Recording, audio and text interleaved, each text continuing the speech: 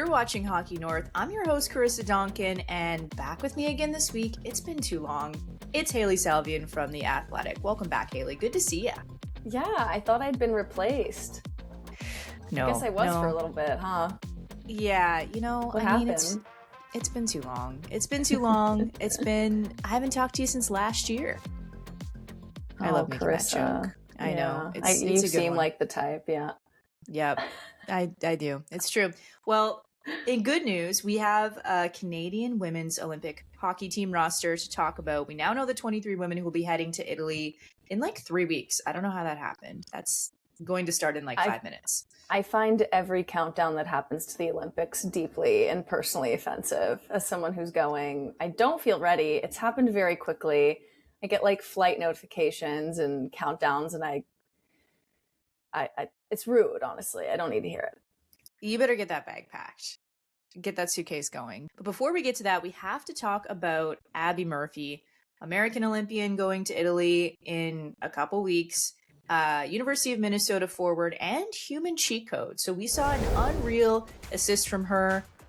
Insane vision. She's had a really great year with the University of Minnesota, also a great year with Team USA. What were your thoughts when you saw this, Hailey? Did your head explode? Because mine did. Yeah, my initial thought was like, God, I love the intrusive thoughts that Abbey Murphy gives into all the time. Like, I can just imagine her skating down the line being like, don't do it. Maybe I'll try it. And then she does it. So to have the confidence and the skill in the hands and like the bag so deep to be able to pull that off at full speed in like an important game as well, is just incredible. She's spent the entire rivalry series putting the world on notice ahead of the Olympics that she's not just a teenager who cracked the roster like she was in 2022. She's one of the best, most dangerous players in the world, and that assist just only added to that, and it really popped off outside of the women's hockey world. And like, if she wasn't already going to be one of the faces of the game, like that just cemented the fact that when she gets to the PWHL, she's just going to be a superstar. She's going to take it to all new levels. Yeah, she's unreal. And I mean, I spoke with her coach at the University of Minnesota a couple of weeks ago, Brad Frost, and he was talking about how there's just not really anyone in women's hockey like her. Like, she's so hard to play against, but she's also so skilled. He compared her to Alex Ovechkin on the power play. And, we were speaking with Hilary Knight. You're going to see that later in the show. And she said, scared for the PWHL. Like, she's going to be a player who's going to have an impact right away. So the question for you, Hailey, we've got a ton of talent coming up for this PWHL draft. You've got Abbey Murphy, you've got Caroline Harvey, Layla Edwards, and the list goes on. Do you take her first overall? So this is tough for me because I personally would take Caroline Harvey. I think she is, if she's not already, she is going to be the best, most dynamic offensive defender on the planet. I think she's already there in terms of offense, but I do think she has the potential to become like the best D no matter what in the world. She's so electric, so slippery, great skater, and we know that elite number one defenders or top pair defenders can be hard to find in the PWHL. Those have been a hot commodity since the inaugural draft. But I could see a GM seeing Abbey Murphy available, seeing the toolkit, seeing the bag that she has, and saying like, you know what, I've got Megan Keller already, or I've got Renata Fast. Like, I'm just thinking of teams with elite number one defenders. Not to say that those teams would do it, but I could see a team who feels like they have an elite player on the back end and the lack of skill at the top of their lineup and going for Abbey Murphy. I think there's a bit more of a debate between the two of them, but I'm still probably going with KK. Can you imagine? I don't know why, but to me, I see Abbey Murphy on Ottawa.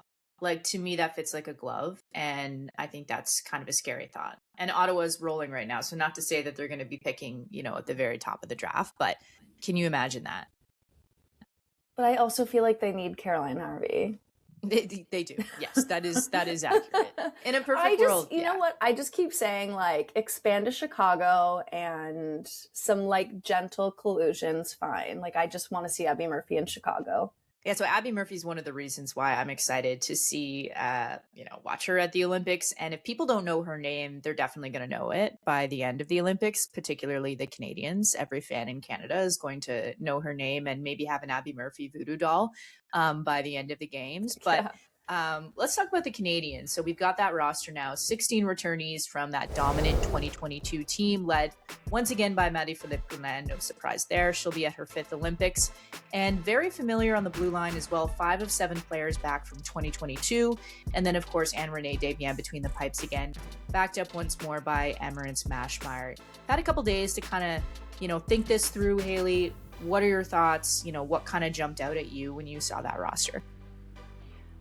What jumped out right away was like, boy, there's going to be a lot of scrutiny on Troy Ryan and Gina Kingsbury, the coach and GM of Team Canada, for choosing a roster with so much experience. But to me, I don't see there being a problem with having a veteran squad at an Olympic Games. I'm so glad that you had Tessa on last week to get the really valuable tidbit from, if you don't want to hear it from me, listen to her. She's been there, done that. The Olympics are different. You can have world championship experience, but going into the Olympics, and especially in Olympics, it's going to have fans and be open again. So I'm not saying that the American roster with all these young, exciting, talented players, they're just going to fall apart once they get to Milan. That's not what I mean. But I do think having the veteran experience, players who have not just been to the Olympics, but had a lot of success at the Olympics, is going to be very valuable for Team Canada. Poulin's playing in her 5th. Dawson Larocque, Natalie Spooner, Brianne Jenner playing in their 4th. And Brianne Jenner specifically is having a great year in the PWHL. And she, I think, is underrated for how valuable she's been to Team Canada at the Olympic stage. Poulin gets all the credit as captain clutch, and she deserves it. But Brianne Jenner's also been the one scoring or setting up golden goals, scoring big game tying goals. She was MVP at the last Olympics. So having a player with that kind of decorated background when it matters the most is going to be really important for Team Canada. And they're not devoid of elite young talent either. Sophie Jakes had a sick end-to-end goal in the PW, a day after the roster was announced. Sarah Fillier is born in the 2000s. There's young talent on Team Canada. And I don't know, my thought is just if there was a Caroline Harvey or an Abbey Murphy who lived in Canada, they'd be on the national team. But those players just haven't popped yet. And that's no disrespect to Chloe Primrana, who I think is going to be a generational talent with a ton of Olympics under her belt by the time her career's over, decades from now. But she hasn't had the KK Harvey impact in the NCAA or internationally yet. So that's kind of where I always nitpick the scrutiny, is it's not they're cutting these players.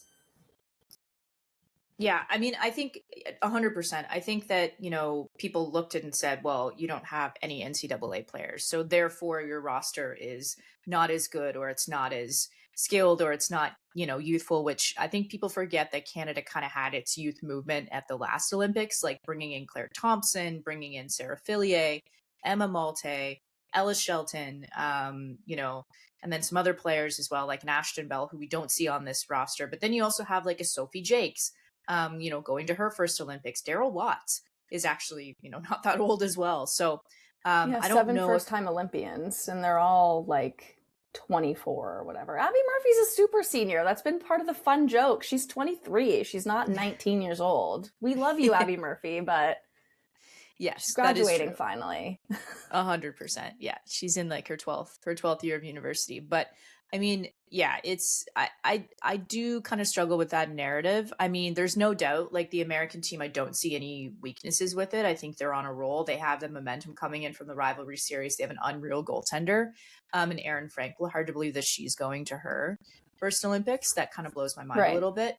You can't really replicate that, and a world championship is not the same as an Olympics. And the Canadian team has, I believe, 10 players returning from the 2018 team. So the last time that you had that kind of authentic Olympic experience with the stands filled with fans and stuff like that. And, people dealing with their families being there and all of the kind of pressures and excitement that comes with being in an Olympics. So I do think if there's an X factor, a major advantage, that is Canada's advantage. Like you look at net, it's like, okay, well, Erin Frankel's great. Amrene Desbiens never lost a game at the Olympics. And you look at, the blue line, and they've got players like Renata Fast and Ella Shelton and, Erin Ambrose, who, can quarterback a power play. And you look at the American defense. And so I think you can quibble with, who's got the best lineup.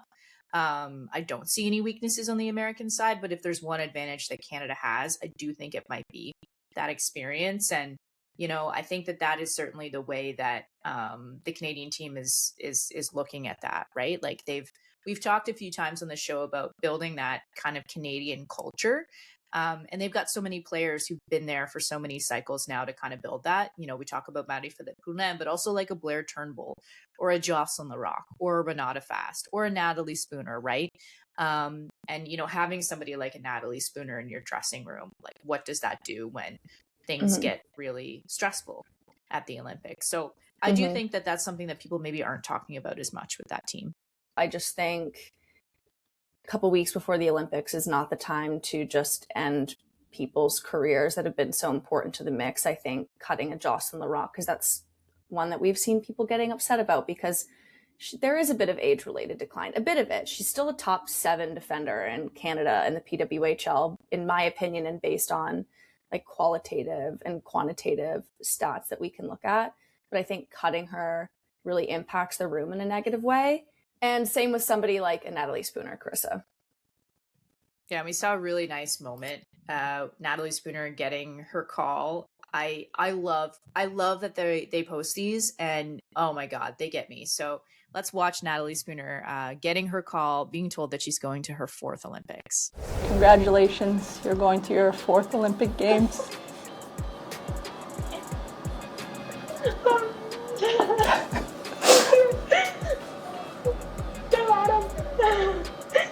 My mom's over here. Yeah. Thank you. Thank you so much, Papa. Personally, I've witnessed the last few years and everything that you've been through, and I think you're exactly what this team needs. But certainly in the last years where you've had to struggle with a lot of things, injuries, coming back after Rory, and we're really excited to have you on our team. We heard it from Gina, but I just love the reaction from Natalie, specifically because of what she's been through over the last several years. She had a serious case of osteosis pubis after giving birth to her son. So not only was she coming back postpartum, but like a serious injury as well. And then she comes back, has this MVP season, tears her ACL, and has spent the last year plus rehabbing and trying to find her game again. And I actually think that we're starting to see a bit more of like vintage Spooner. We're seeing the speed, we're seeing the shot for the Toronto Scepters. And I think Canada has all the confidence in the world that she's going to be ready for Milan. 100%. Yeah. And I think with her too, like she's still that player you plunk in front of the net. And, you see, I think it's also what she brings off the ice too. And, Tessa, when we had her on the other day, talked about that. Like you can't understate the role of like a Natalie Spooner to lighten things up in the dressing room. I mean, she had the whole team. This was 100% a Natalie Spooner thing, right? When they were doing that like coordinated dance in Beijing, like that feels like that was for sure a Spooner influence thing. Like, I just think that is so important. And to see Marie-Philippe Poulin get her call to go to the 5th Olympics and to see the emotion, we all knew she was going to be on the team, but that doesn't make that call, that moment any less special. You just see her not taking that for granted. So I love a really soft, dramatic tear rolls down the cheek. Oh, I loved it. Cinematic, yeah. It was beautiful that they shared those. We have the American roster now too. We haven't actually talked about that since that came out on New Year's Eve. Hailey, and they've got a mix of veterans. Kendall Coyne-Schofield, who's having an incredible year in the PWHL. Hilary Knight, her final Olympics. We're going to hear a little bit more from her earlier. And then, a talented group of young players too. We talked about Abbey Murphy, Layla Edwards, Caroline Harvey, Tessa Janicki. I don't see an obvious weakness on this roster. Obviously, we saw what they could do in the rivalry series. Do you see them going into this tournament as the favorite? That's kind of how I see it, but I think with Canada and USA, it can go either way. Yeah, I mean, anything can happen in a gold medal game, but all the stats and the recent results would suggest that they're the team to beat in the Olympics. They're the number one seeded team heading into this by the IHF World Rankings, dominant at rivalry series. They have 3 of the top 5 point getters in the PWHL, 5 of the top 10.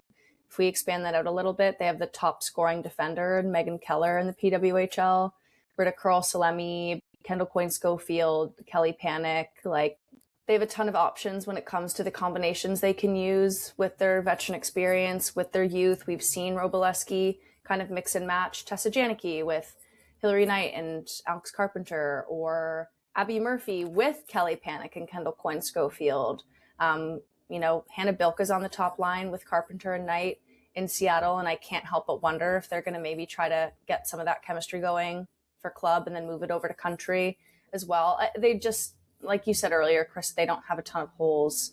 It's just going to be a question of, like, can the kids do it when it matters? And I mean, it was the kids who did it at World Championships. I know we've been saying worlds are different, but it was Taylor Heisey to Tessa Janicki in overtime. So yeah, they're pretty dangerous. But not to be corny, but that's why they play the game. It's probably 3-2 in overtime. That's my prediction. I think a North American team is going to win in overtime. Oh, that's spicy. Yeah, you're really going out on a limb there. But we haven't even really talked about Taylor Heisey, and it's hard to believe again that it's her first Olympics, kind of in that same bucket as Erin Frankel, and she's a player who can really turn it on, right? But I'm most excited about the blue line. We talked a little bit about Megan Keller. Hailey Wynn has had an incredible rookie season in Boston. Layla Edwards has really, I think, gotten the hang of that, playing that defense position since she's been switched over from forward.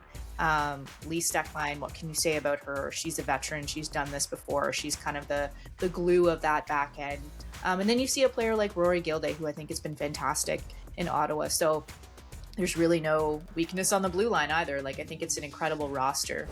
And speaking of Americans, I got to sit down with Hilary Knight this week. Awesome to talk to her about going to her 5th and final Olympic Games, what it's like to captain an expansion team in Seattle, and what we can expect from this American team. So here's our conversation. Okay, it's the great Hilary Knight. Welcome to Hockey North. Thanks for having me. Yeah, thank you for jumping on. Really appreciate it. So the first thing I've got to ask you, obviously brand new team this year. What's it like leading a new team in Seattle? What's that experience been like for you? Yeah, it's a lot of fun. Obviously, the city speaks for itself. The fans speak for themselves. I mean, it's incredible atmosphere at Climate Pledge Arena. But in terms of the girls in the locker room, like, we're all experiencing this for the first time together, and it's super special. It's also like a lot of work trying to like build something from scratch, right? But I can't think of a better group to be able to do that with than the one that we have right now. Yeah, and just, discovering the city. When I went to Seattle, I think my favorite thing, and the thing I was also most repulsed by, is that wall of gum. Have you been there yet? Have you got to see it? Yes, and we actually, one of our media tours in the summer, which it was such an incredible time to get out there and do all the touristy things, and they made us like blow a bubble and stick the gum on there, and I was like, I feel very conflicted right now because I don't usually leave my gum in public areas on a wall. So, but no, I mean, there's so many little unique features to the city. We were super excited. I think it was like the end of November to see sort of the salmon journey and them swimming upstream, and just little things like that if you're not from the Pacific Northwest, it's fun to go out and explore. And obviously if you're from there, just the terrain, and it's just so beautiful and such a great city. And I'd always heard about it being a sports city, but then to actually feel that and be a competitor in that city is incredible. Like, it's a tremendous amount of support. So we're really fortunate that our fans continue to show up for us in the way that they do that. That's great. Well, you heard it here first. Hilary Knight's gum is on the wall. So maybe we'll have some fans out there trying to find that. I know this is your last Olympic Games. What goes through your mind when you think about that?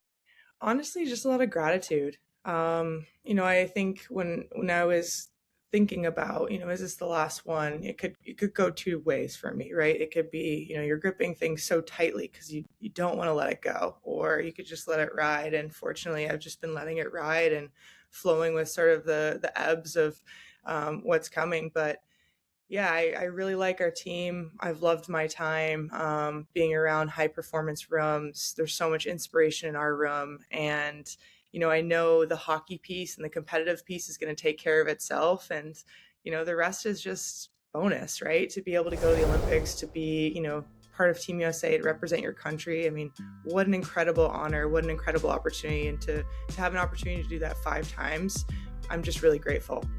There's been so many people along this journey that have gotten me to where I am now, and I'm extremely, extremely grateful for their support and continued support. So it's really just, to be able to have different moments of reflection and fill my heart in that way. But yeah, and then when the puck drops, I mean, it's going to be electric. So really looking forward to it. And I know we've talked about this before, but that, victory you had in 2017 and in that, battle for, for what you deserve from USA Hockey, where does that rank, as you're looking back on things that you've been able to accomplish? Pretty high up there, I'd say. I think for many years, we were just missing pieces to be able to compete the way that we wanted to on the world stage, and to come together, to throw everything on the line, to stand up for something bigger than ourselves was the most empowering thing I've ever done. And I'd like to think that experience helped fuel our resilience to ideate and to create a CBA and to now play in what we call the PWHL. So I don't know if we would be where we are today on the professional standpoint without that equitable support battle, but obviously there are many, many pieces of that puzzle before 2017 that took place, and individuals that really carried the game and carried the sport on their shoulders. But for me to have that experience was incredibly empowering and refreshing, and really opened my eyes of what you can do when you come together as a collection of strong women. Yeah, and a lot of people are probably wondering too, obviously this is your last Olympics, but what does that mean for your hockey career at large? Do you intend to keep playing for the national team and in the PWHL as well? Yeah, I would love to. As long as I'm contributing to our group and having a lot of fun doing it, I would love to continue to keep playing. I know my professional career, I've said that, although I did sign a 1 year in Seattle, it's not my intention to only play 1 year. I would love to play multiple years in Seattle. So we'll see how everything kind of shakes out at the end of the year. There's a lot of buzz and talk about what's going on, but I want to be in Seattle. And I'll make that very clear to our fans, because it's just the support, what we're doing, what we're building is just so special and so incredible. And I'm incredibly honored to be a part of that. And for our, Canadian viewers, we are a Canadian show, so a lot of folks will have memories of, those Canada-US battles that you've had over so many years at the Olympics. And when I think of that, I think of you on the American side. I think of Marie-Philippe Poulin on the Canadian side. Do you remember the first time that you faced off? I don't. However, I feel like it's been forever. I think two players coming up on dueling nations with this incredible rivalry, being able to step into the spotlight and really carry that rivalry forward and kind of go back and forth. I mean, I have a tremendous amount of respect for her and what she's been able to do. And obviously, she's an amazing player, and it's just so much fun. And that's what you want, right? You want those high level, high octane competitive games. And I feel like the fans really feel a part of that rivalry. We sure do when we're on the ice. And I think it's so special to have that focus and to have players that are so good to continue to push the envelope and push the pace and bring the game and usher it into a new level. Yeah, I think, maybe a lot of new hockey fans might not know that you were teammates in the Canadian Women's Hockey League with Les Canadiennes. And I think about that team and kind of what could have been in 2019 had that league not folded. But yeah, what else do you think of when you think back to being teammates with her that season? you kind of come to the realization that, we're on the biggest stages, we're dueling it out, we're, crazy competitors, whatever. And then we're also doing the same things and we're trying to accomplish the same goals. And there's so much things that we share than differences. And to be able to celebrate those things is really special. Yeah, and you've been part of a lot of different chapters within USA Hockey, a lot of different teams. There are a lot of really young, skilled players on the team that's going to be going to Italy this next year. What can you tell us about them, and what can we expect from that team?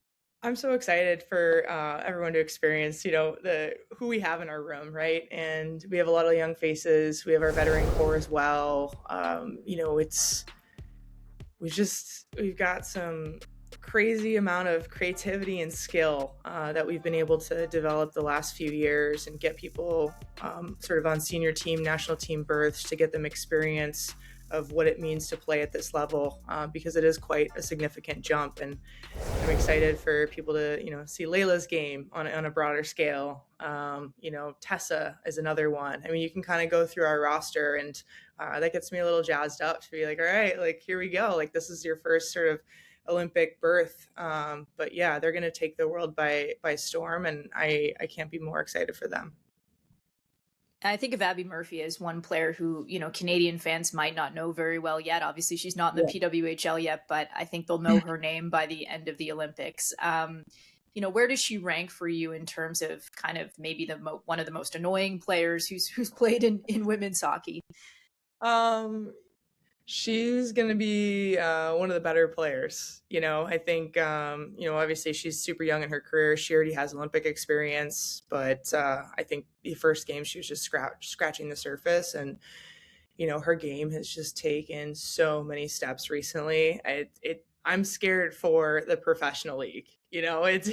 She is quite the fire that she's got in her, and really can get under people's skin, but can back it up with her level of play and can continue to push the pace. I think we're seeing that cheat code sort of it right now with the Gophers, right? But yeah, she is I'm excited for sort of her career trajectory, and I don't want to put extra pressure, but she's a great player. And I hope people really keep an eye on her, just because the different ways that she's implementing her skill set into the game, especially at the international level, is super special.